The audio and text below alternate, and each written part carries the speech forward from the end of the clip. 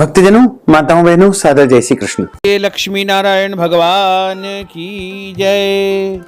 आज हम आप सभी को कार्तिक मास अध्याय 32 की कथा सुनाने जा रहे हैं। आप सभी से अनुरोध है कि इस कथा को अंत तक सुनिएगा और सुनने के बाद अधिक से अधिक लोगों को शेयर भी कर दीजिएगा। बोलिए लक्ष्मी नारायण भगवान की जय। गुरुर्ब्रह्मा गुरुर्विष्णु गुरुर्देवो महेश्वरा गुरुः साक्षात् परब्रह्म तस्मै श्री गुरुवे नमः। श्री अखंड मंडलाकारं व्याप्तं येन चराचरं तत्पदं दर्शितं येन तस्मै श्री गुरुवे नमः। कृष्णाय वासुदेवाय हरये परमात्मने प्रणतः क्लेशनाशाय गोविन्दाय नमो नमः। वसुदेव सुतं देवं कंसचाणूरमर्दनं देवकी परमानंदं कृष्णं वंदे जगद्गुरुं। बर्हपीडं नटवर वपुः कर्णयोः कर्णिकारं बिभ्रद्वास कनककपीशं वैजयन्तीं च मालां। रन्ध्रान् वेणोर्धरसुधया पूरयन् गोपवृन्दैः वृन्दारण्यं सपदरमणं प्राविशत गीतकीर्तिः। जय जय श्री राधा रमण, जय जय नवल किशोर, जय गोपी चित चोर प्रभु, जय जय माखन चोर। मात मेरी श्री राधिका, पिता मेरे घनश्याम, इन दोनों के चरणन में मेरा बारंबार प्रणाम, मेरा बारंबार प्रणाम, मेरा बारंबार प्रणाम। मोहिनी मूरत श्याम की वो मन रही समाय, जो मेहंदी के पात में लाली रही समाय। धन यौवन एक दिन उड़ जाएंगे जैसे उड़े कपूर, मन मूरख तू राम भज क्यों चाटे जगधूर।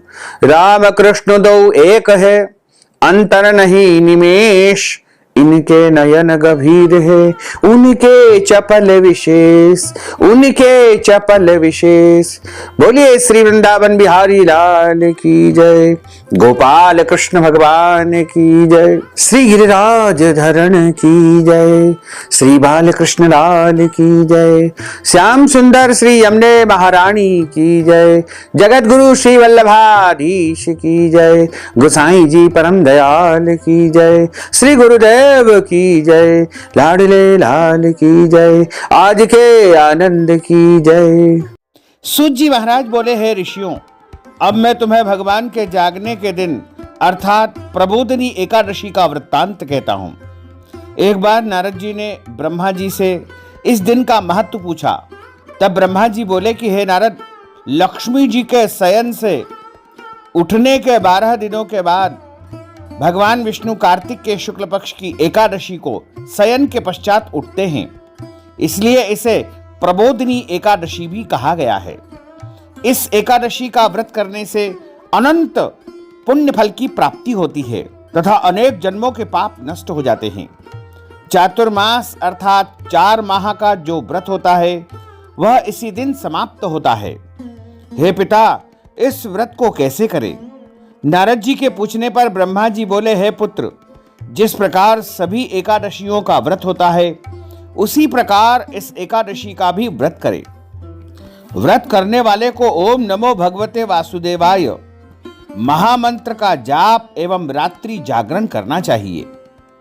इस प्रकार करने से वर्ष की सभी एकादशियों का पुण्य प्राप्त होता है। हे महर्षि, इस एकादशी का व्रत सर्व सिद्धिदायक एवं मोक्ष प्रदायक है। इस दिन भगवान के जागने के उपलक्ष्य में विशेष पूजन एवं उत्सवादि भी करना चाहिए। हे देवर्षि, इस व्रत के साथ भीष्म पंचक व्रत करने वाले तो प्रभु के विशेष प्रिय पात्र बन जाते हैं। सूत जी महाराज बोले कि हे ऋषिगणों, कार्तिक माह के शुक्ल पक्ष की द्वादशी का ध्वजारोहण करने से संपूर्ण पाप नष्ट हो जाते हैं। हे मुनीश्वरों, चारों वर्णों में से कोई भी भगवान के मंदिर में झंडी लगाता है वह ब्रह्मादि देवताओं द्वारा सम्मानित होकर के विष्णु लोक को प्राप्त कर लेता है। इस संबंध में मैं आपको एक वृत्तांत सुनाता हूं जो नारद जी ने राजा पृथु को सुनाया था। ध्यानपूर्वक सुनो। देवर्षि नारद ने कहा कि हे राजन, इस संबंध में एक प्राचीन इतिहास सुनो। बहुत पहले सतयुग में सुमति नामक एक चंद्रवंशी राजा था। वह भगवान विष्णु का परम भक्त था। उसका शासन सप्तद्वीपों तक फैला हुआ था। हे महाराज पृथु, उसकी पत्नी रानी सत्यवती भी ईश्वर की परम भक्त और पतिव्रता थी। वह भगवान के सामने नृत्य करती और कार्तिक के शुक्ल पक्ष की द्वादशी को भगवान के मंदिर में ध्वजा बांधा करती थी। एक दिन विभांडक ऋषि वहां पर आए। राजा और रानी ने उनका बड़ा आदर सत्कार किया।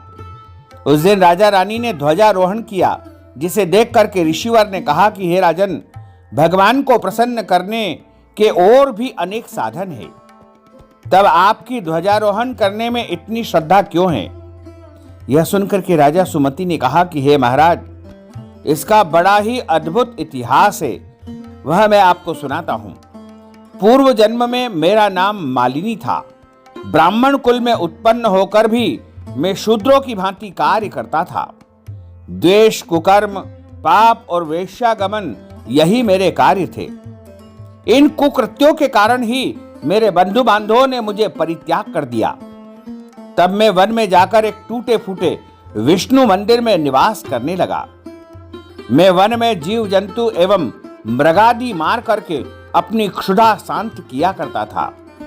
एक दिन विंध्याचल पर्वत पर रहने वाली कोकिली नामक एक निषाद कन्या, जिसने अपने पति को मार दिया था, वह भूख से व्याकुल होकर के वहां पर आई और मेरे पास रहने लगी। एक दिन हमने एक कपड़े को छड़ी में बांध करके झंडी सी बनाई और मदिरा पी करके सारी रात भगवान की मूर्ति के समक्ष नृत्य करते रहे। हे महामुने, संयोगवश उस दिन कार्तिक मास के शुक्ल पक्ष की द्वादशी थी। सारी रात नृत्य करने के कारण प्रातः काल हम दोनों की मृत्यु हो गई। तब यम के दूत आए और हमें यम फांस में बांध करके प्रताड़ित करते हुए यमराज के पास ले गए। ठीक उसी समय भगवान श्री हरि विष्णु के दूत विमान लेकर के वहां पर आ गए और यम दूतों को धिक्कारते हुए बोले कि तुम सिर्फ पापियों को यमपुरी ले जा सकते हो, धर्मात्माओं को नहीं। इस पर यमदूत भी क्रोधित होकर बोले कि ये दोनों तो महापापी है। इन्होंने अपने जीवन में एक भी पुण्य कार्य नहीं किया है, इसी कारण हम इन्हें यमपुरी ले जा रहे हैं। इस पर विष्णुदूत बोले कि बड़े खेद का विषय है कि तुम्हें धर्म अधर्म का तनिक भी ज्ञान नहीं है। यह सत्य ही है कि जीवन भर ये दोनों कुकृत्यों में लीन रहे, परंतु कार्तिक शुक्ल पक्ष द्वादशी को इन्होंने भगवान के मंदिर में ध्वजारोहण तथा नृत्य गायन किया, जिससे इनके समस्त पाप नष्ट हो गए। इसलिए ये विष्णु लोक जाने के अधिकारी है।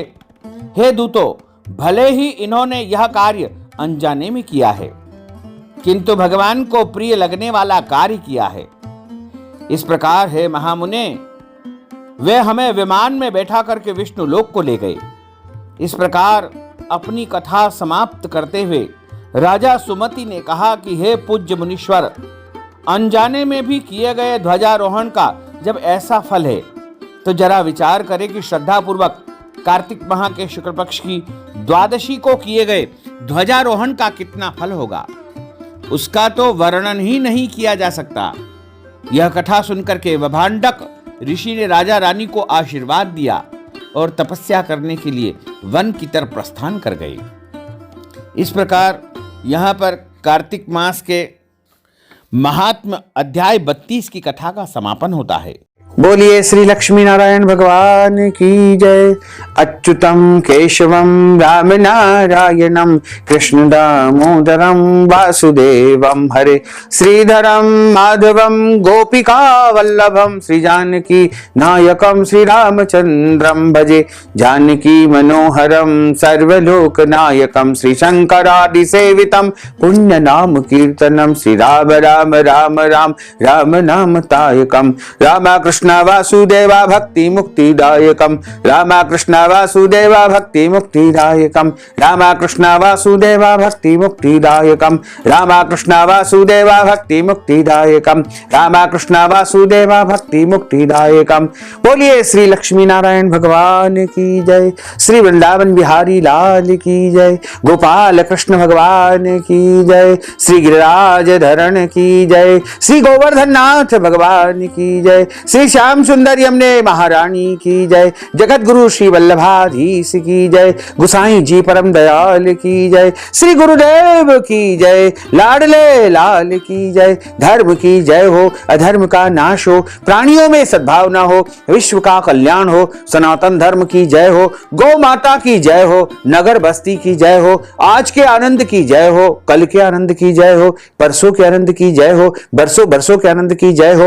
ओम नमः पार्वती पते, हर हर महादेव हर, काल हर, कंटक हर, दुख हर, दारिद्र हर, आनंद की लहर कर।